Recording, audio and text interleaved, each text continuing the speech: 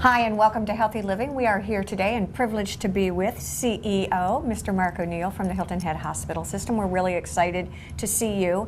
And, you know, we have wonderful shows that we do throughout your system here. Really pleased about it. It's always a treat for us to be able to chat with you. And it's mid-year. We thought it might be time to talk about some of the accolades, achievements, new things that are going on with the hospital from your point of view. Oh, good. I'm glad to be here and do that. We really appreciate it. So what are some of the things that you're excited to report to us? Well, I think, you know, as you said, you've been interviewing a lot of our physicians over the last 6 months or so. And when we came here, we set this vision of being a great place for people to work, a great place for physicians to practice medicine, and a great place for patients to receive care. You can't do that unless you've been successful in recruiting great physicians. So many of the ones that you talk to are at our core. Most recently, though, we've recruited another orthopedic surgeon, Dr. Douglas Scott. Dr. Scott is a fellowship-trained sports orthopedic surgeon coming out of Brown University. All right. And he'll be just a great add to our community's capability of taking care of orthopedics. It's been really amazing, and I think our viewers know this too. As we talk to these physicians, their credentials, they're all board certified. We have such a melting pot of people who have chosen our community to practice, and that has to be very rewarding for you. It really is. We've really said that if this is a world-class destination, then we ought to come as close as we can to recruiting world-class physicians and turning this into a world-class institution. That's really what our work's been all about for the last couple of years. Well, and I think you really see that in some of the areas that you are really thriving in. Talk to me a little bit about some of the accolades and that you've gotten. Sure. I know heart. Sure. Heart is one, breast is the other, and you hate to break this down into body parts, but the idea is that when we've chosen to do something, we want to do it excellently. We know what we need to do internally from a standard standpoint, a quality and safety standpoint, but it's good to get the recognition from the external agencies which come in here and take a very close look at us in terms of the services that we provide. So we've recently been accredited as a breast imaging center with our radiology department. And what does that actually look like? Well, that means that someone has come in and taken a look at your full range of imaging services, from ultrasound to CT to mammography, looked at the protocols that you use, looked at the data that's coming out in terms of the accuracy of your readings. I mean, this is huge. This is very big. To be able to assure a woman as they come here for their breast health that the diagnostic end of it is excellent. And then you add that to our nationally accredited breast center, which is led by Dr. Virginia Herman, and that team, so they know that they've got good quality, safe imaging to go along with a program that is just exploding here in terms of its volume and growth because of the reputation of the program. When you look at a service, do you look at the demographic of the community as far as a need base also? We do. We start with, does the community need it? Okay. And then we say, if the community needs it, is there enough volume here within the community or the region for us to be able to do it excellently? All right. And some of the decisions we've made, quite frankly, are those that say, we don't think we can do that excellently. We're going to have to make an arrangement with another organization, usually MUSC, to fill out that bit of service. Therefore, if we're saying that we can provide a service here, we're saying that we're comfortable that we can provide it excellently. And then, so that's the breast center, and I know that you have had tremendous success with that, and I think our community really feels like we stay here. Yeah. I mean, and I think that's a coup. That's huge. Talk about the cardiology then. Okay, cardiology is along the same lines. It's been longer in developing over the last 4 or 5 years, where we've dedicated ourselves to excellence in both the diagnostic and treatment. Very recently, the Society of Thoracic Surgeons gave our cardiac surgery program a 3-star rating, which is the highest rating that you can get. So that's a real credit to Dr. Castle and the nurses and other physicians that support that program. One of the things that's come to be with that program is that it's the same people every time working together, whether they're in the cath lab, or in the operating room, in the intensive care unit, and in all the follow-up care. So you actually create a team. So there's a whole system in place. Right, and by that team doing things over and over and over again and encountering the issues that you always encounter, it's come to be a very well well-oiled program. And I love this, and I know your STEMI program. Yeah, I think the part about cardiac care that's so important is you can't do it alone. You have to do it in collaboration with the community. So the EMS community is a key part of the STEMI program, but we're the only designated STEMI destination in Beaufort County. That means for acute myocardial infarction. I was just going to say. Right. When a heart attack happens, right from the time of diagnosis in the field to getting somebody to the cath table, and if necessary to the operating room, there is a whole set of things that has to happen there and happen correctly. It should happen within 90 minutes. We've been averaging just over 60 minutes, and so it's something that we're very proud of, obviously. And most recently, the Hilton Head Fire and Rescue was designated as a heart-safe community because of the work that they've done at their end of this system of providing good quality community heart care. Based on your experience in this profession for the years that you've been part of the hospital system, do you see a lot more collaborative efforts between, again, like you said, other agencies, between the community, even as far as your patients?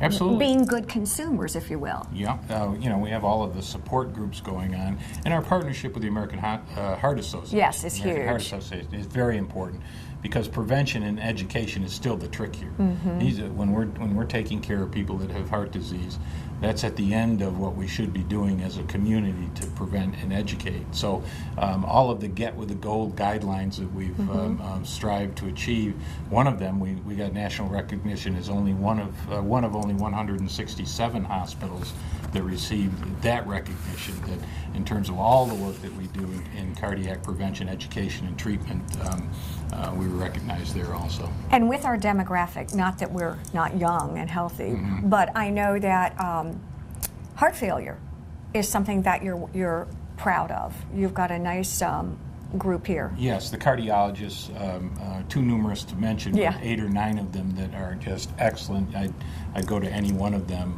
that at the front end of things are diagnosing and treating for the chronic problems of heart failure. And that is something that in the new era of healthcare is going to be very important. Are you ready for this new era of healthcare? Well, I don't know that anybody's ready, but we're studying it very hard, and the whole thing, whatever happens change-wise, you have to be better with a high quality safety. You've got to be more efficient, faster, and you've got to be less expensive in that whole group of things to make sure that you're ready for healthcare reform, however it turns out. I'd love to take a quick break right now and come back, because I think this second segment might be a bit longer, but also I know that you have been on the speaking tour about this. Yes. And I think it's really fascinating, interesting. I think a lot of people really would love to hear your point of view, how it affects me, the patient, you, the consumer, and also the hospital. So let's take a quick break, and we'll be back in a minute on Healthy Living.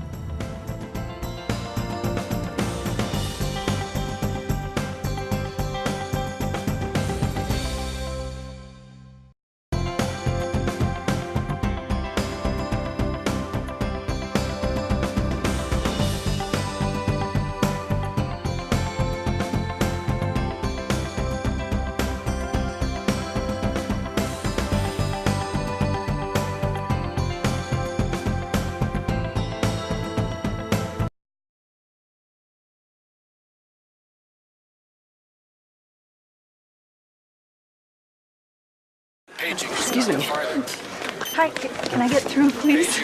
Dr. Newman. You know, there has to be a better way. A way to skip the ER waiting room. Like this lady over here. All she did was log on to inquicker.com to hold her son's place in line. Now they can wait at home and skip the ER waiting room. Now, which would you choose? This or this? Hold your place online at inquicker.com and skip the ER waiting room. Ooh, is that hot cocoa? Oh, help yourself. Hilton Head Regional Medical Center is located at 25 Hospital Center Boulevard. When traveling east on William Hilton Parkway, make a left-hand turn on Beach City Road, and the next left, Hospital Center Boulevard will be located just past the Hilton Head Library. Coastal Carolina Hospital is located on US 278 at Exit 8 on I-95. Telephone is 843-784-8000. On the web, www.coastalhospital.com. vision for Hilton Head Spine Center is very clear. It's to provide world-class spine care to our patients. Physical therapists were there. They were there holding you up. It's nice. I just love working with all of these patients and their families and getting to know them and helping them on their journey. My life is definitely better, and I'm glad that I came here to Hilton Head Hospital.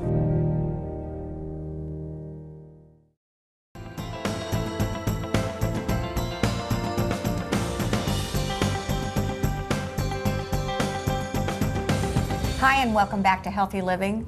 We are here with CEO Mark O'Neill, and we're going to talk about the new health care reform. Here's what I'd like. I would like, and I mean, you're so familiar with this upside down and inside out. I would love to hear some key components, maybe some of the highlights, maybe to debunk a few myths, and just to share with us the impact that this healthcare reform will have in the short term, in the long term, for the hospital, for the physicians, and for us. Got that? Okay, got that. Look at We've got how long to do this? Yeah, how long do you need? Okay, ready? Well, I guess just a general comment, and I have had the opportunity to have lots of dialogue in the community about this, about the Affordable Care Act. And of course, the Supreme Court kind of answered the question about the constitutionality of the law, with great surprise as to why. But at this point, the law is the law. Correct. And the highest court in the land has upheld it. What happens in the next several months is, we can sell tickets to it. It'll be fun to watch. But the opinions that I hear in the community go something along the lines of, first of all, we as a population deserved a good, deep debate on health care reform. In the last couple of years, and really what we got is kind of a shouting match amongst people who used taglines and sound bites to describe a very complex situation. And my belief is you can't do that with healthcare. It's very complicated.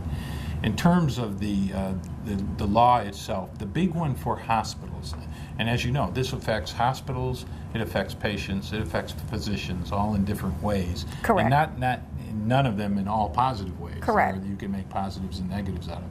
But for hospitals, the reason the hospital industry basically supported the law is because of this question about uninsured.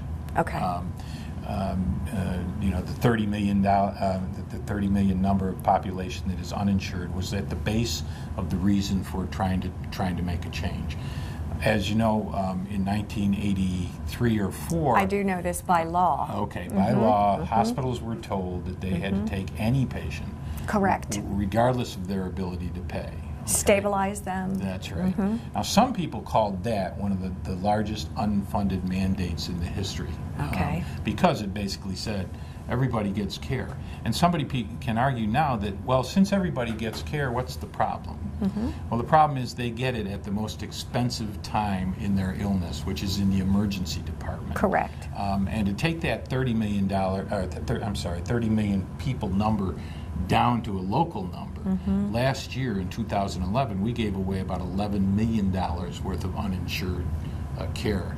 Now, what does that mean? That means that $11 million of cost has to be spread to someone else. And it's us. And it is us. Correct. As premium payers, if we're lucky enough to be insured. Correct. Or as taxpayers in terms of Medicare, Medicaid, or the uninsured. Correct. So you got this big pot of money that's being spent, and the law has really kind of redistributed that, and that's where all the debate comes in. Fascinating. All right, keep going though. Okay.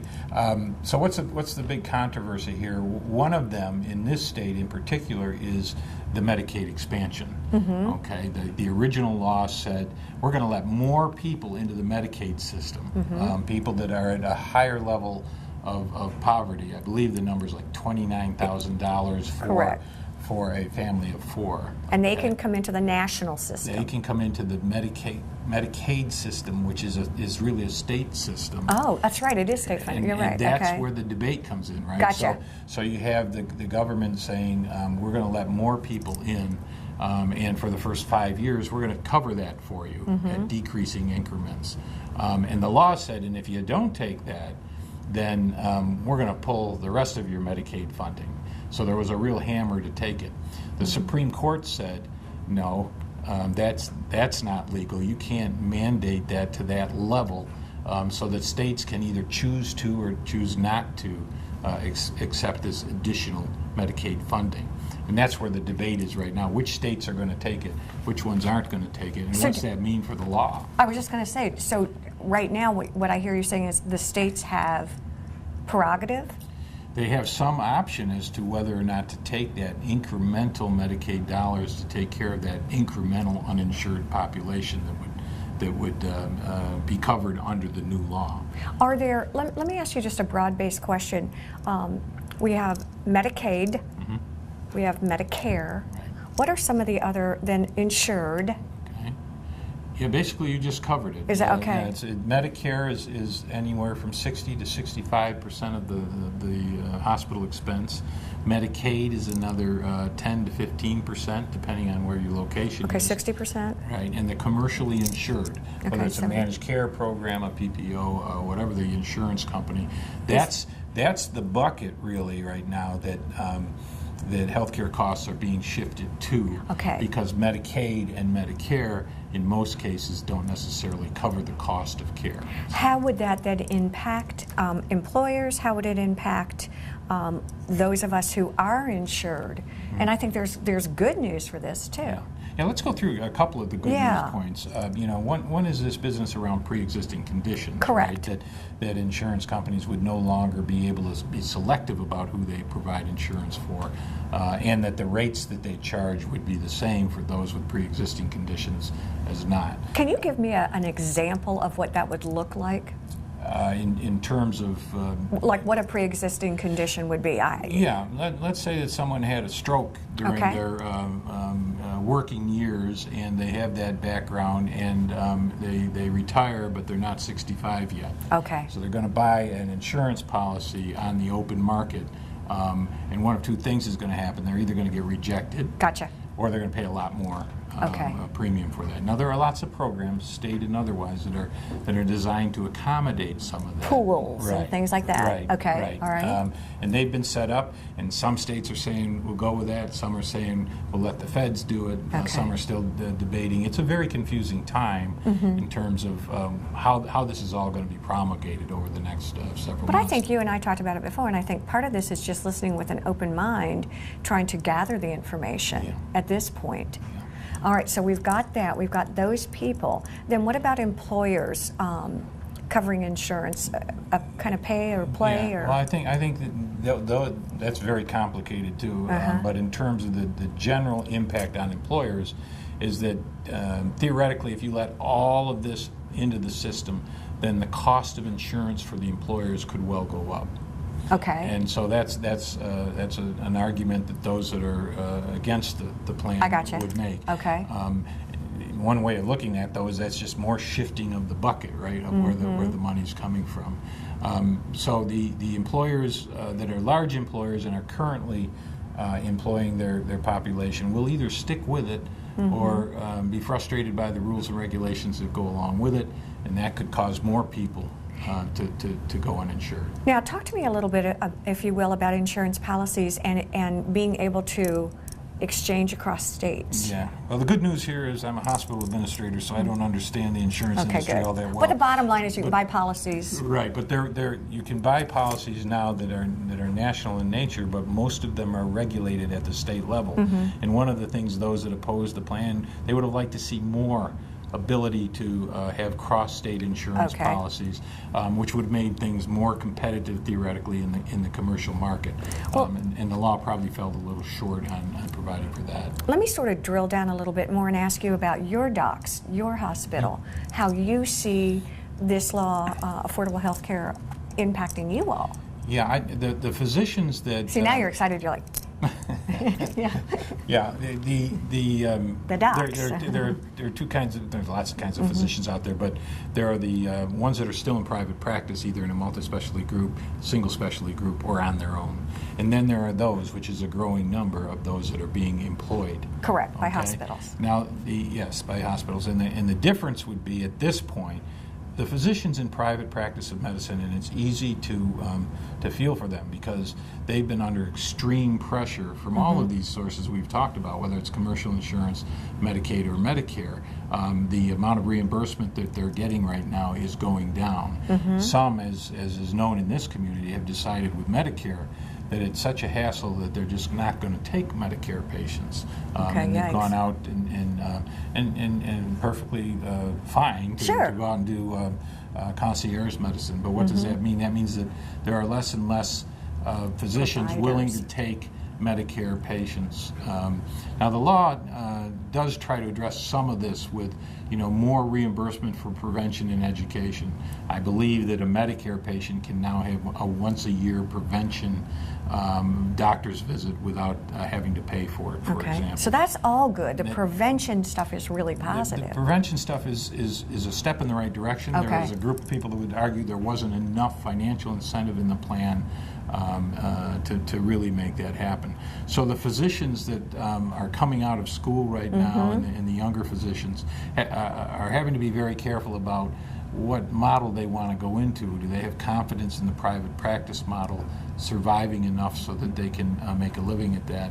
Or do they want to run for the umbrella of hospital employment, which helps a little bit financially? We're all going to be under the same pressure, though, with decreasing reimbursement from all of those payment sources. Will reimbursement, what will that criteria depend on, or is there a criteria? Is it outcome-based? Is it quality of care?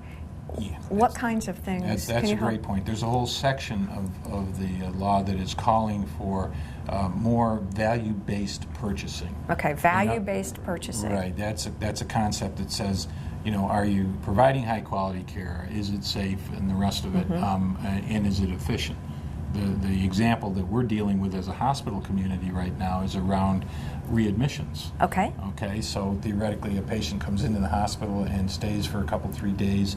If they are readmitted under some circumstances within 30 days, in the new law, and in some cases now, you're not going to be paid for that.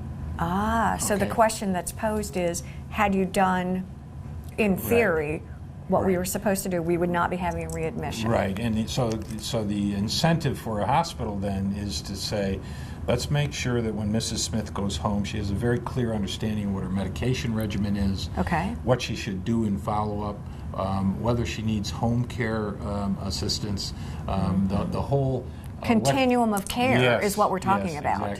Exactly. What happens after the hospitalization to prevent the next one is a good example of what value-based purchasing is all about. And how will that affect you all? I mean, I feel like you do a lot of that now. Yes, especially given the population we have here. There are lots of COPD patients, heart failure patients that are constant maintenance. And of course, the older we get, the more of that there is. So we do have to be very careful about our readmission rate here. I don't think it's much different than anywhere else, but it's something we have to really build good systems in the hospital to try to keep people from coming back in. I know we've only got about a minute left, and I think for me what is so helpful is that you are very transparent, you're very willing and open to come and talk to different groups and talk to people about this. I think engaging in spirited discussion is always healthy, and I think that one of the things that you've done so well is bring this very complicated message. You're not really trying to simplify it, but just trying to explain it piece by piece. Well, I think that's the challenge for all of us, is to try to understand it, how it affects ourselves as persons, and those of us that are in the profession, how it's going to affect the profession, and really not react to it, but proact to it. Figure out where things are going and do your best, but it comes back to quality, safe, affordable care, and that's kind of the focus that we have. And on that note, I'd like to say thank you all. Thank you, sir, for joining us here on Healthy Living. Have a great day. Bye-bye.